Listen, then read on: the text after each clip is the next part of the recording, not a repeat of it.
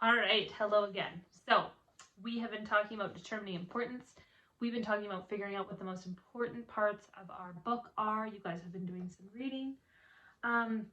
Today I want to talk about using these pictures to help us. So when you're reading and you're trying to figure out what's important, we're doing this so that we can retell our story.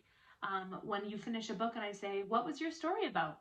And you retell it to me, that's you figuring out what the most important parts of the story were so that you can tell me.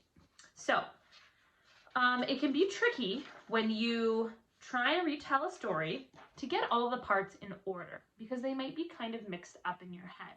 So a good way to do this is going through and using the pictures to help you. So what you can do, what I want you to do is go through after you read and just touch the pictures.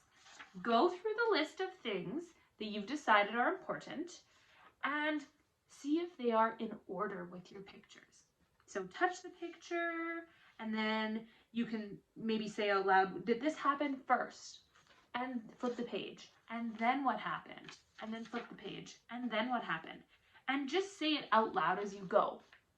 This is going to help you make sure that all of the things that you wrote down as most important stay in order of the book.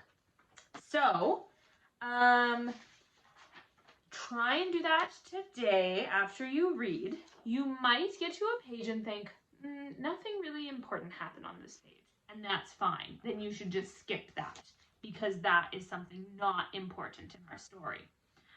Keep going until you think you've gone through all the pictures and you have made sure that all of the interesting parts of your story are in order from beginning to the middle to the end. This is just like what we talked about when we talked about it in writing, but it can be a little trickier when you're talking about a book that you didn't write.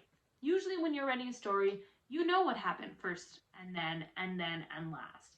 But when you're retelling a book that you didn't write, it can be a little trickier because there's lots of other details in there. So it takes some practice. So I want you to use the pictures today to see if they help you get your interesting details in order.